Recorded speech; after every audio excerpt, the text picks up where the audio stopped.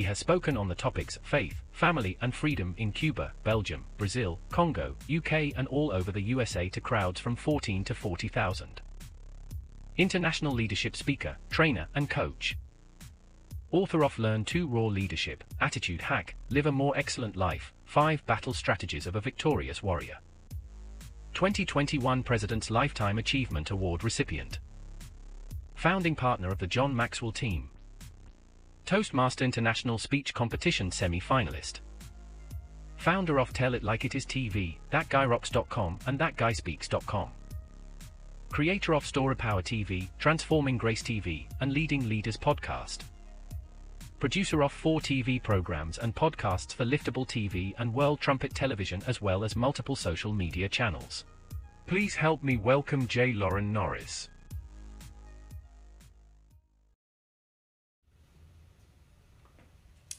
I had a chance to do some interviews with men on the street kind of style this last weekend, over Memorial Day weekend. People are out and about, enjoying the Memorial Day weekend. The ones who weren't fighting off the storms, which have been a mess in the North Texas area. But it's amazing when you get a group of people together and you get to chat with each of them individually, how close their thinking is. Is that a good thing or a bad thing? That's exactly what I want to talk about in this episode of Leading Leaders. Stay tuned. Subscribe now for our extensive video library of leadership lessons promoting faith, family, and freedom.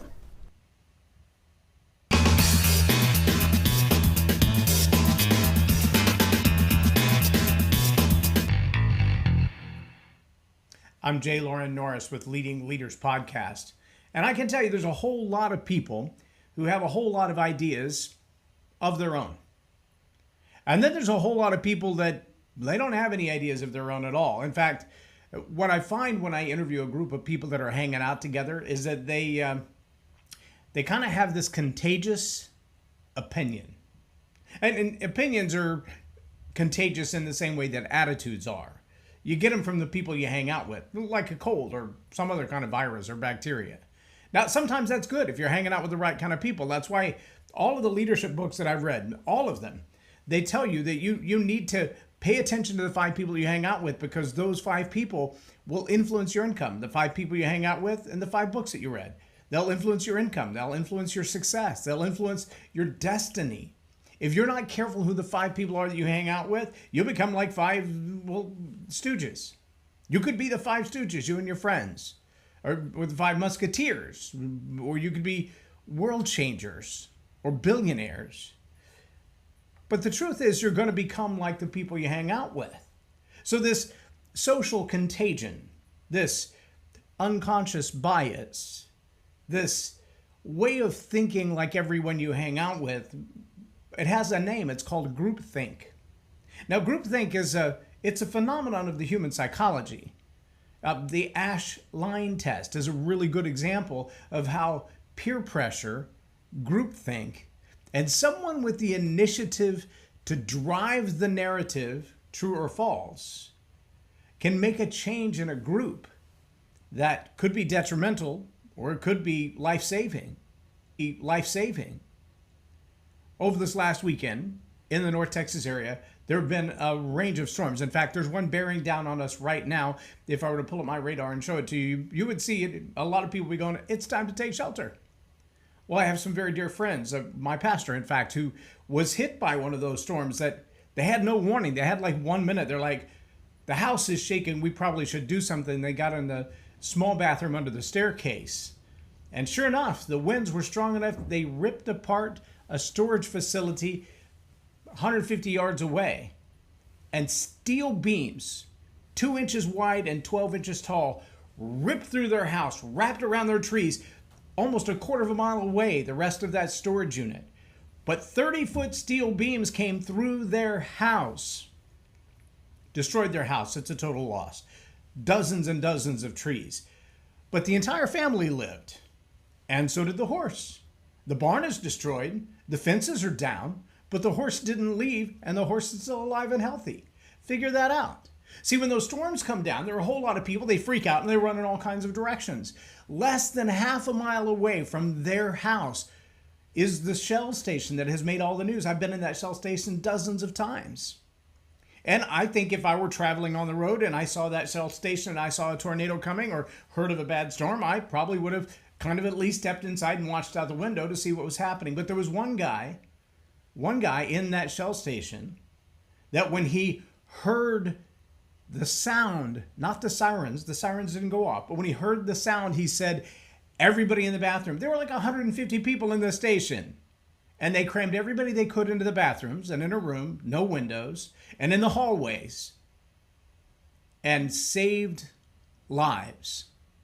Well, not everybody was thinking the same. Many of them were thinking we need to get into the bathroom, but one loud voice. In fact, I saw news reports where one person said, I was inside the gas station, I was watching out the window, and I heard someone with this deep, loud voice yell, everyone in the bathroom, and the entire crowd went to the bathroom.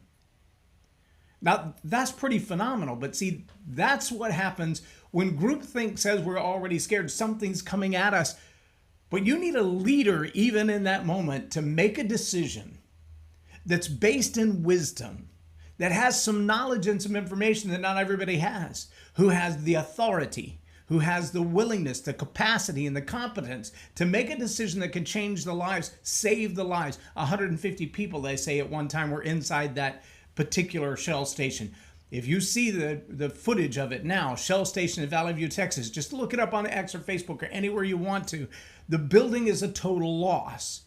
At one point, they said there were more than 85 people trapped inside, and they were having to fight through the debris to get them out.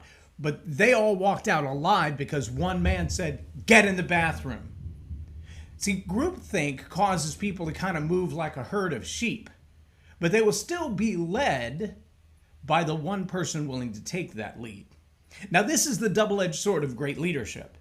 A great leader knows that if I can contribute a narrative into that group, as a group, I can move the whole group. I can change their opinions. I can change their attitudes. And as a group, like a herd of sheep, they will all go in one direction. That's a powerful thing to know. It's also a powerful thing to know as a leader, however, that groupthink can also be influenced by someone outside the group.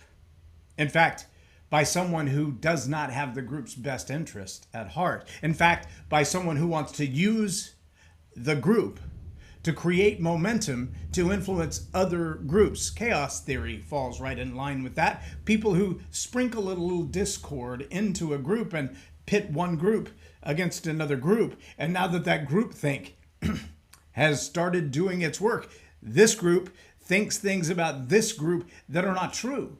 This group has been fed information that this group can't tolerate, and vice versa. You ever read about the war between the Tutsis and the Hutus? That's precisely what happened. A very racist, very genocidal maniac kind of a person, a very strong narcissist who owned a radio station in Africa, decided that these two groups of people were both a problem. And so he told one group of people, the Tutsis, something about the Hutus, and he told something to the Hutus about the Tutsis. And these two groups of people began to fight amongst themselves. At one point, even went to the point of laying machetes in the streets for them to pick up to massacre each other. Now, the hatred between them had not existed until this outside influencer began to speak into the groupthink and change the opinions of one group against the other group.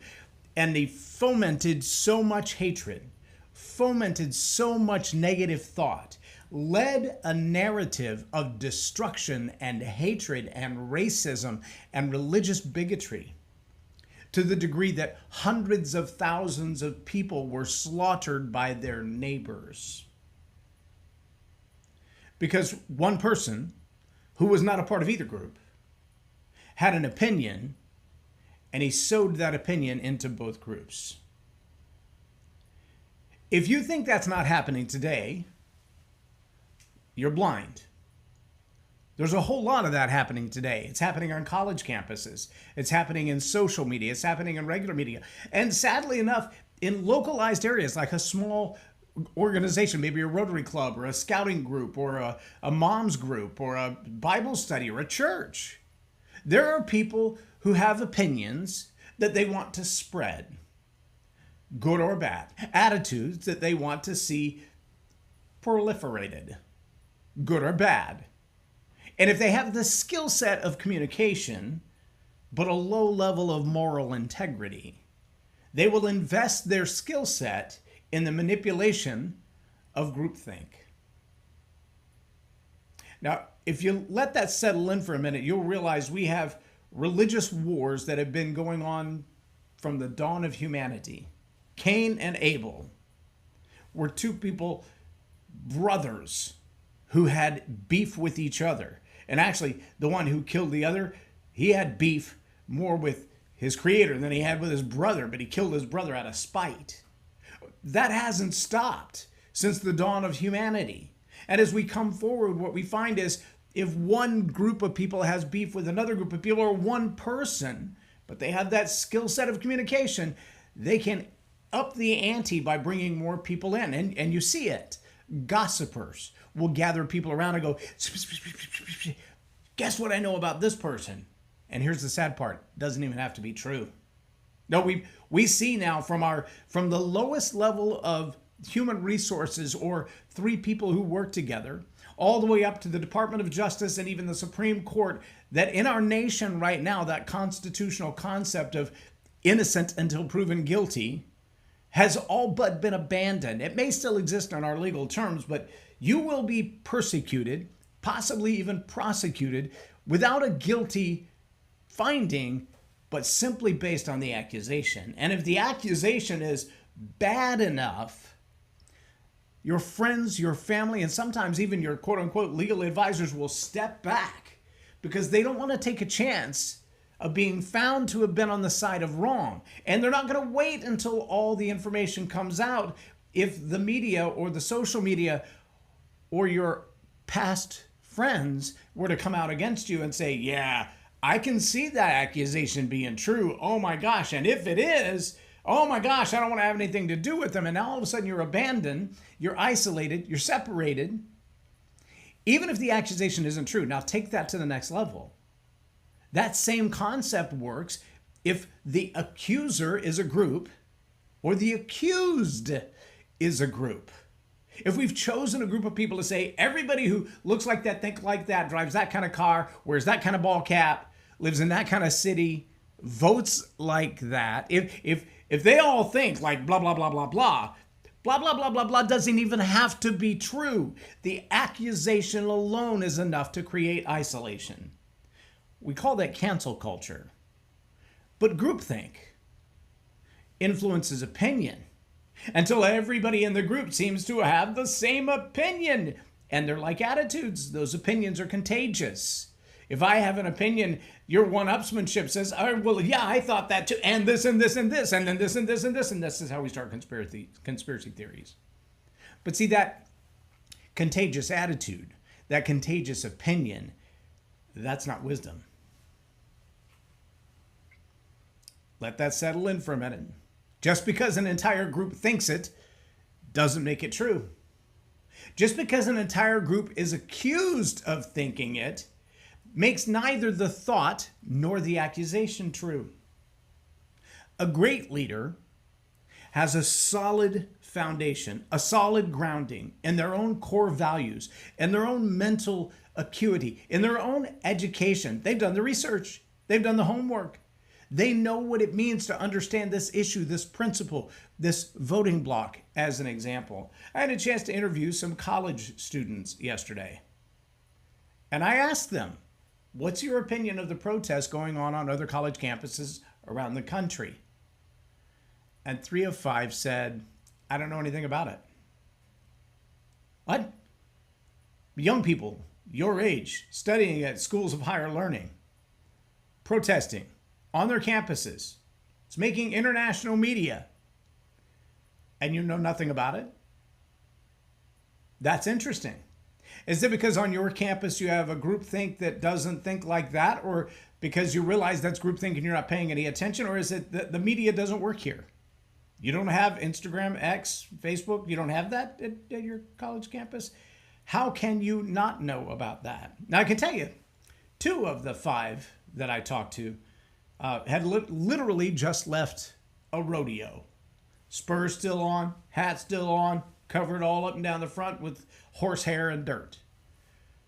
These are 18-year-olds that are genuinely working. They're not playing, they're working. And they've been working most of their lives. They had some very fascinating things to say on border control, on immigration policies, on voting policies, on the expectations of the next outcome. Very fascinating. Now, some of it you could see the groupthink, and you're like, oh yeah, so y'all kind of hang out together, don't you? Because I'm hearing the same kind of words, I'm hearing the same kind of ideas.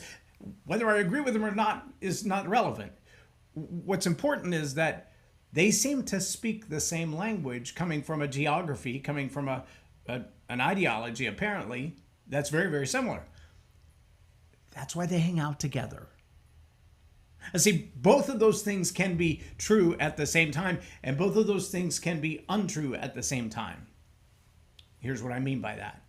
There may be people who go to the same school, live in the same area, grew up in the same area. You could go all the way back to middle school and say they've always been in school together. They've always studied the same classes under the same teachers at the same time, but they have come to different opinions than their other peers.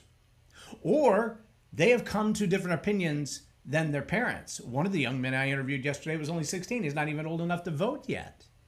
But he already has a solid opinion. And when I asked him, where do you get these ideas? I mean, you're not even old enough to vote. Why do you do this kind of homework?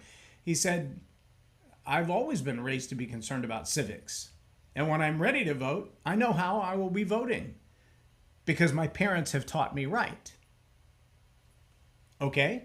Again, whether he's right or wrong, whether I agree with him or disagree with him is not the point. The point is his family has led the narrative that he buys into. His family has created the environment of his core values, his thinking, his opinions, his attitudes on certain subjects.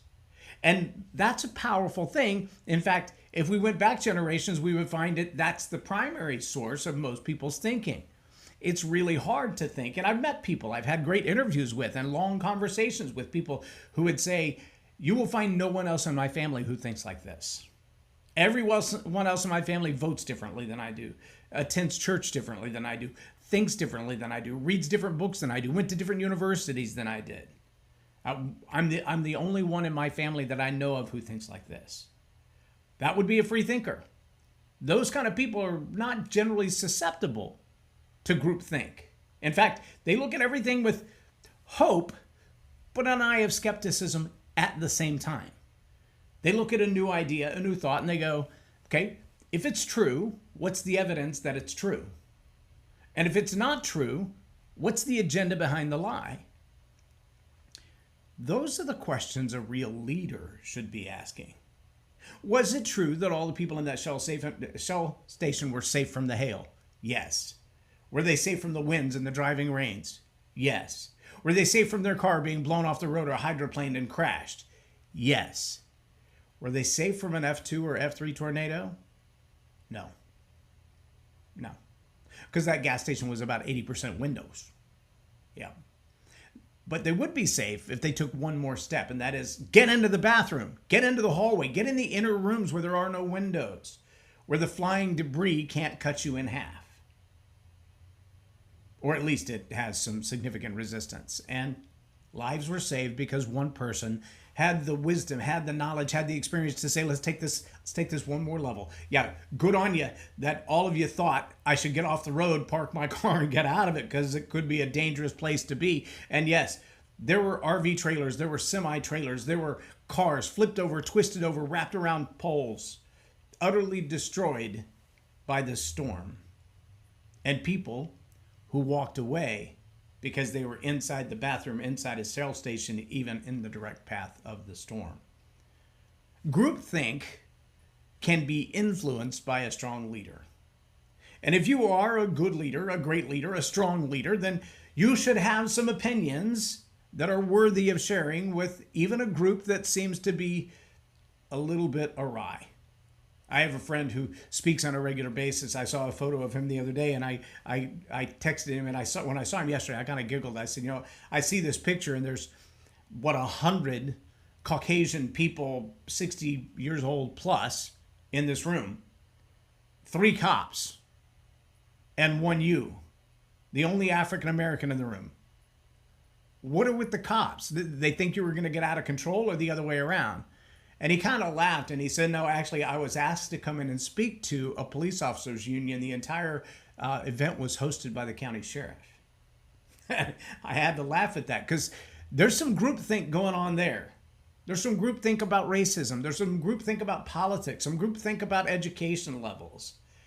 And when you look at a room like that and you think there's one black man lecturing, speaking to, informing, educating this entire group of Caucasians, why?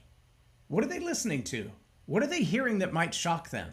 What are the odds that what he says is a surprise to them? I would say quite high. But I know one of his favorite talks is money won't fix it. It's a pretty powerful talk. Money won't fix it. That's a great observation. I'll tell you something else, though. The counter of that is part of the reason that we are so many trillions of dollars in debt in our nation. The counter of that is a political thought process that's been around since the 1960s. In fact, there was a particular president who was quoted as saying, if I can get this group of people, if I can put money in their hands, they'll be voting for us for the next 200 years. Convince them that money will fix all their problems. Give them a little check here and a little check there and a reason for it here. And we'll use the necessity of the money that we give them to control their social behavior, their culture, their economics, their family structure. And it's happened. The voting bloc has remained fairly consistent since the 1960s. The flow of money for that particular bloc has been consistent. But when you ask the question, will money fix it, and find that the answer is no, now you've got a narrative that's counter to the groupthink. That's a challenge. But if you're a strong enough leader with a strong enough voice, a strong enough opinion, and evidence to back up your opinions, then all of a sudden you become the leader of a new narrative. And the leader of a new narrative has the opportunity to completely shift groupthink, to change the way things have always been done, to counter the ideas that have led to, well, problems. And when you have the power to do that, you have the power to save lives. Martin Luther King Jr. was such a guy. He had ideas that didn't fall into the concept of typical groupthink of the day. Nelson Mandela, Margaret Thatcher, Ronald Reagan. These are all people that you can look at right now and say there was a massive amount of groupthink. Hundreds of thousands, perhaps hundreds of millions of people who believed certain things until these people stood up and said, no, it doesn't have to be like that. In fact, it could be more like this. And their opinions, their thoughts, their attitudes became contagious. Their wisdom infused groupthink and changed it. And it's still possible today. That's why one of the shows that I do is called Lead the Narrative. You can either lead the narrative or you can be led by it. But my challenge to you as leaders is to understand the power of groupthink as a double-edged sword. It can come against you, or you can fashion it and use it to save lives. Get to shelter. When the storm is coming, get to shelter. When hard times are coming, get to shelter. When your life is a disaster and it's falling apart, find the wisdom. Question the groupthink that you're under right now and ask yourself, do I need a new group? Or do I just need a new think?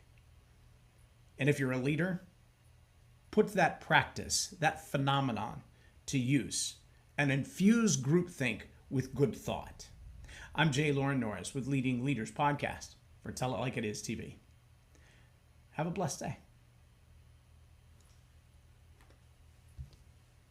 Loren is a master teacher on storytelling, and I learned so much. I'm really going to have to sit down and go back through everything, and I think I might have to have some more coffees with Loren, but it was totally worth my time, and I really highly recommend it if you're looking to grow your ministry, grow your business, grow your career. Loren will serve you well.